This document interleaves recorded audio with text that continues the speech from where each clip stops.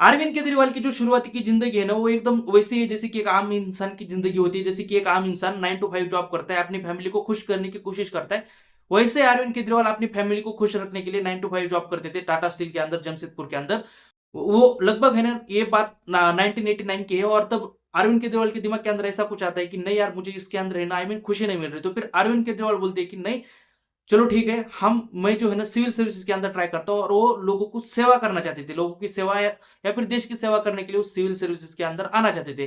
तो फिर लगभग 1992 के अंदर है ना, वो रिजाइन कर देते टाटा स्टील की फैक्ट्री के अंदर, जहां पर वो मैकेनिकल इंजीनियर के तौर पर वहां पर काम कर रहे थे। मैकेनिकल इंजीनियर थे अरविंद केजरीवाल। तो फिर 1992 से वो लगभग 1995 तक है ना, वो सिविल सर्विसेज की प्रिपरेशन कर लेते। और लगभग उनका सिलेक्शन IRS के अंदर हो जाता है। तो फिर IRS के अंदर है ना, जब उनका सिलेक्शन हो जाता है, तब उन्हें दिल्ली के अंदर इनकम टैक्स के अंदर पोस्टिंग मिल जाती है। तो फिर वहां पर वो लगभग 1 से 2 साल के अंदर ही निराश हो जाते हैं। उन्हें लगता है कि नहीं, इससे भी मैं कुछ अच्छा कर सकता हूँ। लगभग अरविंद केजरीवाल 1999 के अंदर है ना, एक अपनी परिवर्तन नाम की संस्था ऑर्गेनाइजेशन शुरू कर देते हैं अपने घर वालों की मदद लेकर। तो फिर है ना, तब तक अरविंद केजरीवाल और किसी को भी पता नहीं था कि जो संस्था वो शुरू कर रहे थे, आई मीन जिसका कि नाम परिवर्तन था, उस परिवर्तन नाम की तरह है ना, वो अपने अंदर है ना इतने सारे परिवर्तन कर लेंगे। मतलब जो अरविंद केजरीवाल शुरू में, अरविंद केजरीवाल अन्ना हजारे के साथ बैठकर है ना, इतने बड़ा फेस वैल्यू बन जाता है उनका, वो सीएम पद के लिए चुने जाते हैं। और बाद में उसी अन्ना हजारे को सेट कर लेते हैं। बाद में यही अरविंद केजरीवाल, जिनके अंदर इतना ज्यादा परिवर्तन आ जाता है कि उन्होंने जिस कांग्रेस के खिलाफ अपनी पूरी लड़ाई लड़ी, उसी कांग्रेस के साथ वो बाद में है ना अपनी पार्टी को एक्सपेंड करने के लिए, बड़ी बनाने के लिए उसी कांग्रेस के साथ मिल जाती है। अरविंद केजरीवाल के अंदर बाद में इतना ज्यादा परिवर्तन आता है कि लगभग जिन लोगों की सेवा करने के लिए वो राजनीति के अंदर आए थे, वो सीएम बने थे, उन्हीं लोगों की बाद में वो जान की कीमत लगा देते। अरविंद केजरीवाल के अंदर बाद में यह भी परिवर्तन हो जाता है कि जिस करप्शन के खिलाफ लड़ते लड़ते उन्होंने इतनी बड़ी अपनी वैल्यू बना ली, इतनी बड़ी पार्टी बना ली, बाद में उसी करप्शन का उन्हें सहारा लेना पड़ेगा। उन्होंने कभी सोचा भी नहीं था। चार खोली के अंदर रहने वाले अरविंद केजरीवाल बाद में लगभग बड़े एक लग्जरी हाउस में रहने लगे। उन्होंने अपने खुद के लिए एक बड़ा लग्जरी कई करोड़ों का है ना एक घर बना दिया। ये जो अरविंद केजरीवाल की जो संस्था थी परिवर्तन नाम की, ये संस्था लगभग है ना गरीब लोगों की मदद करने के लिए काम करती थी। तब जैसे कि है ना, जिन लोगों को खाना नहीं मिल रहा, गरीब लोगों को, उन लोगों को खाना ला के देना, जिन लोगों के पास राशन नहीं है उन्हें राशन ला के देना, जिन लोगों को बिजली की समस्या है उनके बिजली के बिल भर देना, या फिर अन्य टाइप के जो उनकी आई मीन उनके जो प्रॉब्लम्स है उनका सोल्यूशन ला के देना, जिन लोगों को आईटी के अंदर प्रॉब्लम आ रहा है, मतलब इनकम टैक्स डिपार्टमेंट, आयकर विभाग में, उन लोगों को उनके जो है ना सोल्यूशन, जो कुछ भी हो सकता है वो सोल्यूशन ला के देना। यहाँ तक तो उनकी बातें आई मीन क्लियर थी उनकी परिवर्तन संस्था की। तो फिर यहाँ तक वो है ना अच्छी तरीके से काम कर रही थी अरविंद केजरीवाल की ये संस्था। लेकिन लगभग है ना 2000 का टाइम आता है, 2000 साल के अंदर अरविंद केजरीवाल की परिवर्तन पार्टी है ना एक PIL फाइल करती है दिल्ली के कोर्ट के अंदर। तब ये कोर्ट के अंदर बताती है, ये जो आईटी के अंदर, आयकर विभाग के अंदर जो इनकम टैक्स में लेन देन होती है ना लोगों की, ये जो लेन देन है ना, मैं चाहता हूं कि ये लेन देन पूरी तरीके से है ना सार्वजनिक की जाए। इसका जो डेटा है ना, मैं चाहता हूं कि पब्लिक के सामने रखा जाए। मतलब कौन कितना टैक्स भर रहा है, कौन नहीं भर रहा, ये जो पूरा डेटा है ना वो सार्वजनिक की जाए। तो फिर ये जो जो जैसे PIL फाइल होती है ना, तो फिर इसके रिस्पॉन्स में 2001 के अंदर दिल्ली के अंदर है ना एक वहां की जो सरकार थी, आई मीन दिल्ली के अंदर कांग्रेस की सरकार थी, और दिल्ली की जो मुख्यमंत्री थी तब शीला दीक्षित थी। तो फिर इनकी जो सरकार है ना, तब इस PIL के वजह से है ना एक एक्ट पास करती है जिसका कि नाम RTI होता है, मतलब राइट टू इंफॉर्मेशन जो एक्ट है, ये तब 2001 के अंदर आया था, जिसे कि हम हिंदी में सूचना का अधिकार भी बोलते हैं। तो फिर ये पहली बार दिल्ली के अंदर आया था भारत में। और इसकी मांग लगभग उससे पहले 10 साल से आई मीन चल रही थी, 1990 से इसकी मांग चल रही थी। लेकिन जैसे ही ये एक्ट 2001 के अंदर पास होता है ना, तब कांग्रेस को बिल्कुल पता नहीं था कि आने वाले टाइम के अंदर उनकी वाट लगने वाली है इस एक्ट की वजह से। क्योंकि है ना, इस एक्ट के अंदर कंप्लीटली कहा गया था कि जिन भी लोगों को, आई मीन हर कोई आदमी जो एक आम आदमी है ना, वो सरकार के किसी भी डिपार्टमेंट में और किसी भी चीज की जानकारी ले सकता है। बस उसे है ना कुछ छोटा सा अमाउंट पेड करना पड़ेगा, एक छोटी सी रकम भर के वो पूरी जानकारी ले सकता था। और इसी का पूरा फायदा अरविंद केजरीवाल जी ने उठाया। जैसे कि ना अरविंद केजरीवाल 2002 के अंदर है ना एक RTI आई मीन फाइल करती है, जिससे कि है ना उसके अंदर वो इतनी मांग करती है कि जो अभी सरकार की लगभग 68 योजनाएं चल रही थी, उसके अंदर है ना आई मीन क्या है और क्या नहीं, सब कुछ जानना चाहते थे। तब लगभग है ना वो पूरी लगभग 68 योजनाओं की है ना पूरी जानकारी लेते। तब उन्हें पता चलता है कि जो ये सरकार दिल्ली के अंदर, कांग्रेस की सरकार, दिल्ली शीला दीक्षित की सरकार जो है ना, ये पूरी जो ये योजनाएं चला रही है, लगभग 68 योजनाएं, उसकी लगभग 68 में से 64 योजनाएं के अंदर, मतलब 64 योजनाओं के अंदर है ना हेरा फेरी हो रही थी, मतलब है ना पूरा धांधली हो रही थी इस योजना के अंदर, लगभग पैसों की यहाँ पर घपला हो रहा था। ये पूरी बात है ना अरविंद केजरीवाल समझ जाते हैं, तब वो पूरी डिटेल में जानकारी निकालते हैं, तब उन्हें पता चलता है कि लगभग 70 लाख से भी ज्यादा रुपए का है ना यहाँ पर घपला हो रहा है। तो फिर आपको लग रहा होगा कि ये बात बस 70 लाख की है, लेकिन नहीं, 70 लाख तब के टाइम के अंदर है ना बहुत बड़ी वैल्यू थी, आज के हिसाब से कई करोड़ रुपए, आप इसे ऐसे भी समझ सकते हैं। तो फिर है ना यहाँ पर है ना ये बात काफी ज्यादा ओपन में आती है, और तब ये दिल्ली दिल्ली के अंदर की कांग्रेस की सरकार को है ना इसका बहुत ज्यादा खामियाजा भी भुगतना पड़ता है। लेकिन बात बस यहीं पर नहीं रुकती, अरविंद केजरीवाल इससे आगे भी बढ़ जाते हैं, जैसे कि है ना वो 2003 के अंदर राशन के जो घोटाले हो रहे थे, राशन की दुकान के ऊपर भी आरटीआई फाइल करके पूरी जानकारी चेक चेक करते, तब वो ना पीडीएस नाम का एक घोटाला ओपन करते हैं, जिसके अंदर ये पता चलता है कि जो राशन की दुकान के जो मालिक है वो लोगों की, आम जनता का जो राशन है वो खा रहे हैं, और उसकी जो सब्सिडी है वो भी खा रहे हैं। तो फिर ये घोटाला ओपन हो जाता है। फिर 2004 के अंदर सरकार जो है ना एक जल मतलब वाटर सप्लाई का जो ये पूरा अधिकार होता है ना उसे उसका प्राइवेटाइजेशन करना चाहती थी, मतलब जल पुरवठा जो व्यवस्था होती है उसको प्राइवेट करना चाहती थी। तब अरविंद केजरीवाल जो है ना एक अपनी आवाज उठाती है, वो बोलती है कि चलो ठीक है, आज आप वाटर सप्लाई को है ना पूरी तरीके से प्राइवेट कर देते हो, चलो ठीक है, आज तो कुछ प्रॉब्लम नहीं होगी, लेकिन जब गर्मियों के टाइम के अंदर जब पानी की कमी हो जाती है, जब पानी की बहुत ज्यादा किल्लत होती है, तब तब क्या होगा, मतलब तब है ना ऑटोमेटिकली जो वाटर के जो पानी के जो दाम है ना वो 10 गुना तक बढ़ जाएंगे। तब तब गरीब लोगों का क्या होगा, मतलब जो बड़े लोग हैं जिन्हें पानी की जरूरत है वो तो किसी भी तरीके से पानी खरीद लेंगे, लेकिन तब गरीब लोगों का क्या होगा, तब गरीब लोग 10% जब अगर एक मतलब 1 रुपए का पानी अगर 10 रुपए में बिकना शुरू हो जाए, तो फिर गरीब आदमी करेगा क्या।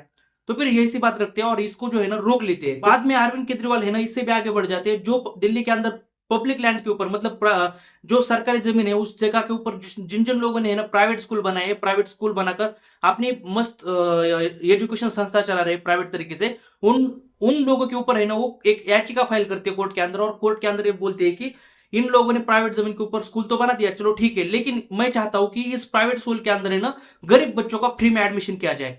तब है ना कोर्ट की मदद से है ना अरविंद केजरीवाल लगभग फ्री के अंदर है ना लगभग मुफ्त में 700 बच्चों का एडमिशन करवा देते हैं इस प्राइवेट स्कूल के अंदर, जो कि सरकारी जमीन के ऊपर बनाए थे। तो फिर 2005 का साल आता है, और 2005 के साल के अंदर है ना लगभग पूरे भारत के अंदर आरटीआई एक्ट के लिए आवाज उठना शुरू हो जाता है।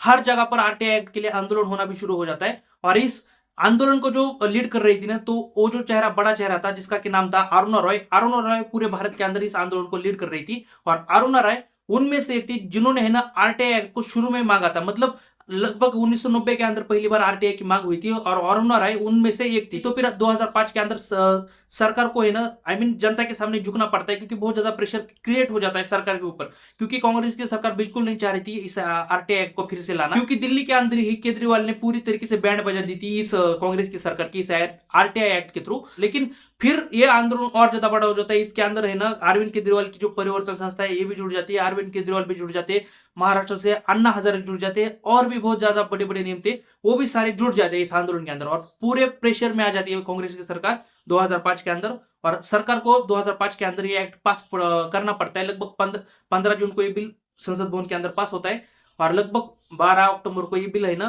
पूरी तरीके से लागू हो जाता है। तो फिर 2006 के अंदर अरविंद केजरीवाल को है ना इस आंदोलन की वजह से बहुत ज्यादा फायदा मिल जाता है। लगभग 2006 के अंदर अच्छे नेतृत्व करने के लिए है ना अरविंद केजरीवाल को रेमन मैग्सेसे नाम का एक पुरस्कार मिल जाता है, और कुछ पैसे भी मिल जाते हैं।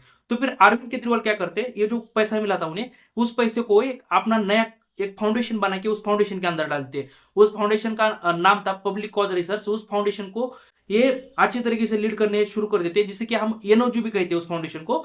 तो फिर इस फाउंडेशन को चलाने के लिए है ना वो किरण बेदी और प्रशांत भूषण को दे देते हैं, और उनके साथ है ना उनके और भी कुछ करीबी लोग थे अरविंद केजरीवाल के, जैसे कि है ना उनके साथ मनीष सिसोदिया भी थे।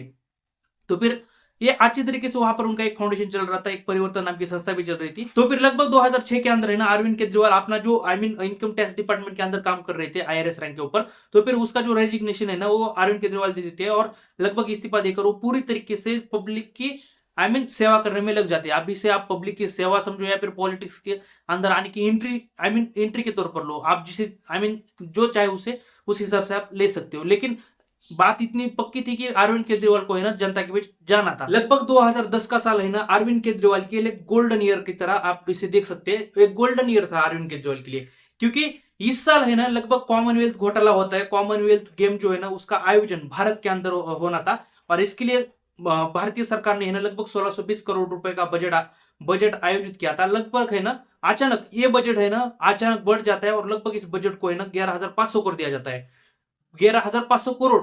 तो फिर है ना तब अचानक लोग समझ नहीं पाते कि इस तरीके से इस बजट को अचानक क्यों बढ़ाया गया है। लेकिन है ना जब पूरी तरीके से इस गेम का आयोजन होकर खत्म हो जाता है तब पता चलता है कि ये गेम जो है ना इसका आयोजन लगभग 70,000 करोड़ रुपए का इसका आयोजन हुआ था।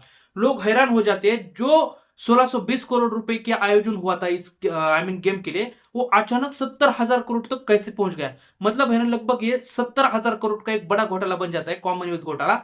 और इसी के अंदर है ना अरविंद केजरीवाल की एंट्री होती है। अरविंद केजरीवाल लोगों के बीच उतरते हैं, आंदोलन करना शुरू कर देते हैं, सरकार से मांग करते हैं कि जिस किसी ने भी घोटाला किया है, जिसके भी कोई भी मंत्री हो, इसके अंदर जो कोई भी शामिल हो, उसके ऊपर सीबीआई की जांच हो।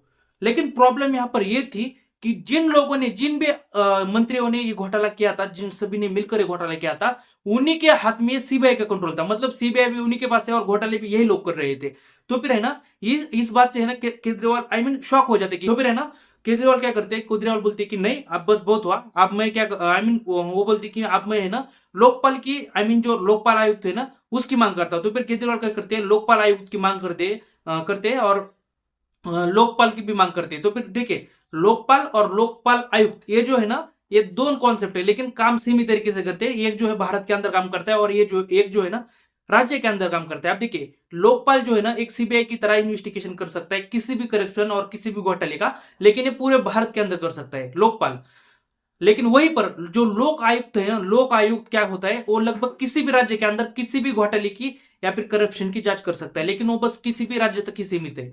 तो फिर इस दोनों का है ना ये अरविंद केजरीवाल मांग करते हैं। और तब दिल्ली के अंदर भी है ना अन्ना हजारे इसी लोकपाल और लोक आयुक्त के लिए है ना आंदोलन कर रहे थे, और अन्ना हजारे के साथ ये अरविंद केजरीवाल जुड़ जाते हैं। और अन्ना हजारे के साथ है ना और भी बड़े बड़े लोग जुड़ जाते हैं, जैसे कि किरण बेदी भी उनके साथ अन्ना हजारे के साथ जुड़ जाती है इस लोकपाल और लोक आयुक्त के बिल की मांग करने के लिए। तो फिर है ना ये आंदोलन काफी बहुत ज्यादा वहां पर बड़ा हो रहा था। और इनफैक्ट तब ये आंदोलन है ना हर दिन न्यूज के ऊपर दिखाया जाता था। तब 2011 के टाइम के अंदर मुझे अभी भी याद है, मैं स्कूल के अंदर था और ये आंदोलन मैंने अपने आंखों से देखा था। इवन हमारे स्कूल के अंदर भी इस आंदोलन की एक दो टीचर से ना चर्चा कर देते थे। मतलब मैं महाराष्ट्र से आता हूँ और महाराष्ट्र के अंदर अन्ना हजारे का नाम काफी ज्यादा बड़ा था और लगभग पूरे भारत के अंदर से है ना इस बिल के लिए आवाज उठनी शुरू हो गई थी और अन्ना हजारे को सपोर्ट भी मिल रहा था। तो फिर लगभग है ना सरकार के ऊपर प्रेशर बन जाता है इस लोकपाल और लोक आयुक्त बिल को लाने के लिए। तो फिर सरकार इसका है ना एक ड्राफ्ट तैयार कर देती है लोकपाल बिल का, और इस ड्राफ्ट के अंदर कंप्लीटली कहा गया था कि हम ये बिल तो पास ये बिल तो हम बना देंगे, ये लोक आयुक्त लोकपाल और लोक आयुक्त बन तो जाएंगे, लेकिन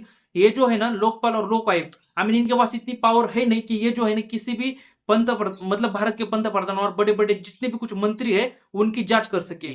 मतलब ये डायरेक्ट इनडायरेक्टली है ना वही कर रहे थे। मतलब जिन जिन मंत्रियों ने घोटाले किए थे डायरेक्टली उन मंत्रियों को ये बचा रहे थे, ये कांग्रेस की सरकार। तो फिर इसके वजह से ना आंदोलन काफी बहुत ज्यादा भड़क जाता है और तब अरविंद केजरीवाल डायरेक्टली सरकार को डिक्टेटर बोल देते हैं, मतलब तानाशाही सरकार हो गई है ऐसा बोल देते हैं। और तब अरविंद केजरीवाल ने अपने जिंदगी के अंदर पहली बार किसी सरकार को डिक्टेटर कहा था, क्योंकि बाद में तो मोदी सरकार के ऊपर सब बोल रहे थे ना डिक्टेटर डिक्टेटर, तानाशाही हो गई सरकार। तो फिर जैसे अरविंद केजरीवाल को सरकार अरेस्ट करके ले जाती है तो फिर अन्ना हजारे है ना भूख हड़ताल के आंदोलन के लिए बैठ जाते हैं। तो फिर अन्ना हजारे अन्न और पानी दोनों छोड़ देते हैं और लगभग 5-6 दिन हो जाती है उनके भूख हड़ताल के आंदोलन को। लेकिन तब है ना उनके शरीर की हालत बहुत ज्यादा खराब होनी शुरू होती है, लगभग है ना उनका शरीर बहुत ज्यादा कमजोर होता है। तब सरकार के ऊपर प्रेशर बन जाता है कि सरकार जो है ना सरकार को क्या लगता है कि अगर हम अरविंद केजरीवाल को और उनके जो लोग हैं जितने भी अरेस्टेड है, अगर हम उन सबको छोड़ देते हैं तो फिर शायद अन्ना हजारे है ना अपना आंदोलन पीछे कर ले। लेकिन ऐसा बिल्कुल होता नहीं। अन्ना हजारे की वजह से है ना अरविंद केजरीवाल जेल से छूट जाते हैं। तब बहुत अरविंद केजरीवाल काफी ज्यादा जोश में थे, बहुत बड़े बड़े नारे दे रहे थे। लेकिन जो यहाँ पर अन्ना हजारे की शरीर की जो कमजोरी थी, जो अन्ना हजारे अंदर से महसूस कर रहे थे ना, वो वहां पर बैठा कोई नहीं समझ रहा था। तो फिर है ना अन्ना हजारे फिर भी अपना आंदोलन कंटिन्यू आगे कर लेते हैं। लगभग ये आंदोलन लगभग 12 दिन तक चला। लेकिन 12वें दिन है ना सरकार समझ जाती है, क्योंकि उनके जान को कुछ भी हो सकता था अन्ना हजारे की तब उस आंदोलन के अंदर। तो फिर है ना सरकार के ऊपर बहुत ज्यादा प्रेशर बढ़ जाता है, क्योंकि अगर अन्ना हजारे को कुछ हो जाता है तो फिर है ना सरकार पूरी तरीके से कोलैप्स हो जाएगी। इसलिए है ना सरकार को प्रेशर में आते हुए सरकार क्या करती है, जो भी अन्ना हजारे की मांगती, जैसे कि लोकपाल बिल, लोक आयुक्त बिल, सब कुछ मान्य कर लेती है। तो फिर यहाँ पर है ना लगभग 2013 के अंदर 17 दिसंबर को ये बिल भी है ना पास हो जाता है और लागू भी हो जाता है। लेकिन जैसे ये अन्ना हजारे का आंदोलन खत्म होता है ना, तब है ना अन्ना हजारे का आंदोलन खत्म होने के बाद अरविंद केजरीवाल राजनीति में एंट्री कर दिया, मतलब जो उन्हें करना था पिछले टाइम से। तो फिर है ना वो अपनी एक खुद की आम आदमी पार्टी बना लेते हैं, और यही से है ना उनकी जीवन के अंदर असली शुरुआत होती है बदलने की। मतलब जो एक नेता करता है ना, आई मीन लोगों के साथ मिलकर, आई मीन ऊपर से कुछ दिखाना और अंदर से कुछ होना, तो फिर वही से है ना ये शुरुआत हो जाती है। क्योंकि आप एक यहाँ पर सिंपल सी बात देखिए, जब उन्होंने फैसला लिया, आई मीन केजरीवाल ने, कि मुझे है ना अपनी एक आम आदमी पार्टी बनानी, तब अन्ना हजारे इसके एकदम खिलाफ थे। अन्ना हजारे बोल रही थी कि देख अरविंद, आई मीन तुझे जनता की सेवा करनी है ना, तो फिर तू बाहर बैठ के भी ये सेवा कर सकता है। तो फिर तुझे इसके लिए है ना पार्टी ज्वाइन करने की या फिर राजनीति के अंदर उतरने की कोई जरूरत नहीं है, या फिर तुझे कोई पार्टी बनाने की भी कोई जरूरत नहीं, तुम ये बाहर बैठकर भी कर सकते हो। लेकिन अन्ना हजारे के खिलाफ जाते हुए अरविंद केजरीवाल अपनी खुद की पार्टी बना लेते हैं, और लगभग है ना 2013 के अंदर उनको 28 सीटें मिल भी जाती है, और लगभग 31 सीटें बीजेपी को मिल जाती है, और 8 सीटें है ना कांग्रेस को मिल जाती है। यहाँ पर बहुमत किसी को नहीं मिलता, 36 को, आई मीन 36 को बहुमत था, 70 पूरे सीट्स थे। तो फिर कांग्रेस के साथ मिलकर आम आदमी पार्टी है ना गठबंधन करके सरकार बना ली थी। जब अरविंद केजरीवाल अन्ना हजारे के साथ मिलकर आंदोलन कर रहे थे ना, तब उनके टोपी के ऊपर एक साइड पर लिखा रहता था कि मुझे चाहिए स्वराज, ये दूसरी साइड लिखा रहता था कि मुझे चाहिए लोकपाल।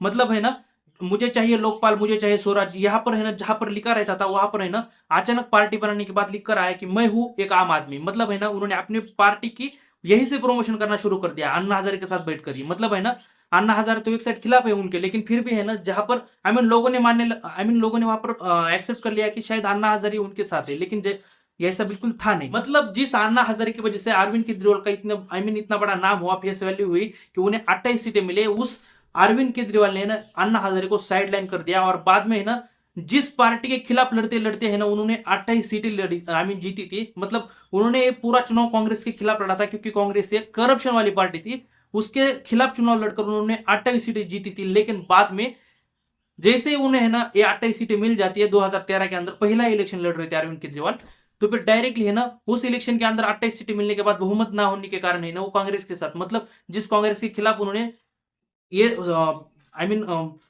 इलेक्शन लड़ा, उसी के साथ है ना बाद में ये मिलजुल कर गठबंधन बना लेते हैं और लगभग है ना अपनी सरकार बना लेते हैं। तो फिर है ना ये जो सरकार है उनकी लगभग कुछ महीने तक चलती है, लेकिन कुछ महीनों के अंदर ही उनकी फिर से अनबन होती है। अनबन होने के बाद फिर से इनकी सरकार टूट जाती है। लेकिन जब 2014 के अंदर इलेक्शन होती है, तब अरविंद केजरीवाल जी है ना पूरे बहुमत के साथ फिर से चुनाव के अंदर जीत जाते हैं। दिल्ली के अंदर वो फिर से एक बार सीएम बन जाते हैं। लेकिन है ना तब अरविंद केजरीवाल है ना अलग तरीके से बदल जाते हैं। मतलब है ना तब अरविंद केजरीवाल है ना राहुल गांधी के खिलाफ जितने भी कुछ मामले हैं, सोनिया गांधी के खिलाफ जितने भी कुछ मामले हैं, बड़े बड़े जितने भी कुछ नेता है, जैसे कि 2G सेक्टर में घोटाला हो गया या फिर कॉमनवेल्थ घोटाला, उसके फाइल लेकर है ना अरविंद केजरीवाल फिर बाद में उनके सारे फाइल्स लेकर साथ में घूमने चल निकलते और सरकार को बोलते। तब बीजेपी की सरकार बन चुकी थी और बीजेपी की सरकार को तब बोलते थे कॉन्फ्रेंस कर करके, देखिए ये सारे मेरे पास इनके फाइल्स है, इनका कच्चा चिट्टा है, और आप इनके ऊपर मतलब राहुल गांधी, सोनिया गांधी, इन सब के ऊपर सीबीआई ईडी की पूछताछ कर लीजिए, पूरी तरीके से इनका है ना चेकिंग कर लीजिए। ये 100% मैं बता सकता हूँ कि ये जेल के अंदर जाएंगे और इनका सारा कच्चा चिट्टा मेरे पास है, आप मुझसे ले सकते हैं। मतलब जिनके खिलाफ पहले तो लड़े, बाद में उनके साथ हाथ भी मिला लिया, मतलब कांग्रेस के साथ, और बाद में फिर से गठबंधन टूटने के बदले फिर से उनके खिलाफ हो गए। और बाद में क्या हुआ, लगभग 2020-21 के अंदर फिर से इनके साथ हाथ मिला लिए और बाद में एक दूसरे के गले भी मिलने लगे।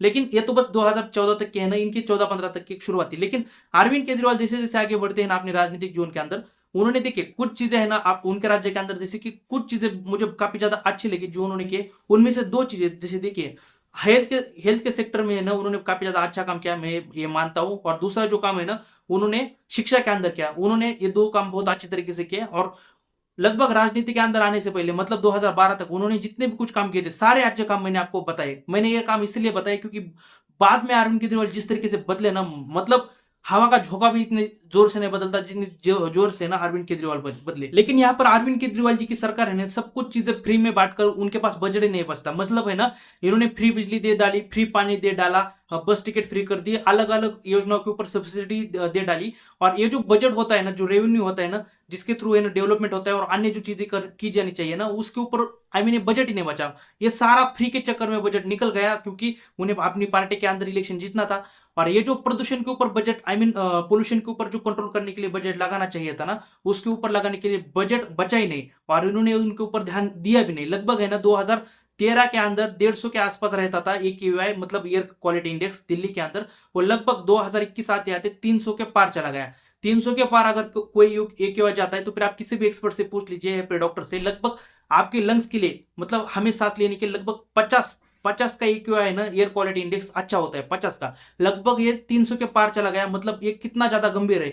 आप फिल्टर का पानी पीते हो, लेकिन फिल्टर के पानी की जगह आप बाहर का कहीं पर पानी तक नहीं पीते, क्योंकि वो पानी आपको जिस तरीके से आप अपना पानी देखते हो ना शुद्ध है या नहीं, उस तरीके से आपकी हवा भी आप देखा करो कि शुद्ध है या नहीं। क्योंकि 50 की आपको है ना रिक्वायर्ड होता है आपका अच्छा लंग्स रहने के लिए, आपके जो फेफड़े है ना अच्छे रहने के लिए 50 चाहिए एयर क्वालिटी इंडेक्स। लेकिन जब ये 300 के पार चला जाता है ना, तो फिर आपके लंग्स को, मतलब आपके जो ये फेफड़े है ना, उसको इतनी ज्यादा गंभीर बीमारियां हो सकती है जिसकी वजह से आप मर भी सकते हो। और देखिए अभी ये तो बस शुरुआत है दिल्ली के अंदर, लगभग 300 के पार चला गया है ना। अभी आने वाले 10 सालों के अंदर देखो कि दिल्ली के अंदर के लोगों की हालत क्या होती है, उनके लंग्स की। और ऐसे और भी कई सिटी है, लेकिन दिल्ली के अंदर की खास बात इसीलिए कर रहा हूं क्योंकि इन्होंने ज्यादातर बजट फ्री के चक्कर में उड़ा दिया। और इसीलिए 2021 के अंदर है ना सुप्रीम कोर्ट ने एक फैसला सुनाया कि ये जो दिल्ली के अंदर एयर क्वालिटी इंडेक्स 300 के पार चला गया ना, इसके लिए दिल्ली की सरकार कुछ तो करे, नहीं तो हम स्ट्रिक्टली एक्शन लेंगे। इसलिए दिल्ली की सरकार ने है ना एक, हमने भी कुछ किया है ये दिखाने के लिए है ना, दिल्ली की सरकार ने 2 स्मोक टावर लगा दिए पोल्यूशन कंट्रोल करने के लिए, प्रदूषण कंट्रोल करने के लिए। लेकिन ये भी टावर कुछ खास काम कर नहीं सके। क्यों ये टावर इसलिए काम नहीं कर सके क्योंकि ये टावर बंद पड़े। ये जो बंद पड़ने का कारण है ना, वो यही है क्योंकि इस टावर को चलाने के लिए पैसा ही नहीं है। पैसा तो यहाँ पर फ्री के चक्कर में जा रहा है ना। लगभग हर साल कई हजार करोड़ रुपए इस फ्री के चक्कर में बांटे जाते हैं, फ्री बिजली के चक्कर में। ये जो यूनिट कितने तो फ्री होते हैं ना, 300 यूनिट कुछ तो फिर है ना, यहाँ पर हम ऐसा मान सकते हैं कि जिस तरीके से है ना वो एक लाइन है किडनी बेचकर आईफोन खरीदना, उसी तरीके से है ना दिल्ली के लोगों ने अपना लंग्स बेचकर ये फ्री की चीज ली है। जैसे कि फ्री बिजली, फ्री पानी, और ये फ्री जितनी भी कुछ सब्सिडी वगैरह है ना, सारी फ्री की चीजें अपना लंग्स बेच कर ली है। और मैंने जो शुरू में इतनी सारी बातें बताई ना अरविंद केजरीवाल की, वो इसलिए बताई क्योंकि अरविंद केजरीवाल कितने अच्छे थे शुरू के दिनों में, लेकिन बाद में उन्होंने इस अपनी सत्ता बचाने के चक्कर में सारे फ्री में योजना बांट दिया और लोगों का जान का सौदा कर दिया। उन्हें खुद भी पता है कि लोगों की जान इससे जा सकती है, इतना एयर क्वालिटी इंडेक्स बिल्कुल अच्छा नहीं है। इवन जब अरविंद केजरीवाल अपने घर के अंदर रहते हैं या फिर ऑफिस के अंदर रहते हैं, वहां पर भी उनका एयर क्वालिटी इंडेक्स काफी ज्यादा अच्छा रहता है। उन्होंने अपने खुद के लिए लगभग कई देखिए एग्जैक्टली अमाउंट किसी के पास नहीं है, लेकिन कोई बोल रहा है 170 करोड़ का उन्होंने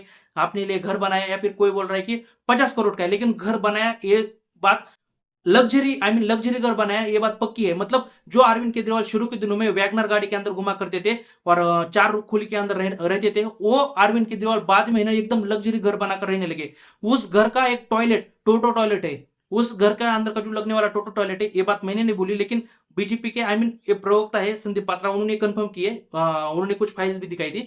उन्होंने कहा कि लगभग अरविंद केजरीवाल के अंदर घर के अंदर लगने वाला ये जो टोटो टॉयलेट है, लगभग उसकी कीमत 5 लाख से 10 लाख 15 लाख तक होती है। मतलब ये अगर 5 लाख का भी टॉयलेट है, देखिए 5 लाख के अंदर है ना एक गरीब आदमी का घर बन जाता है।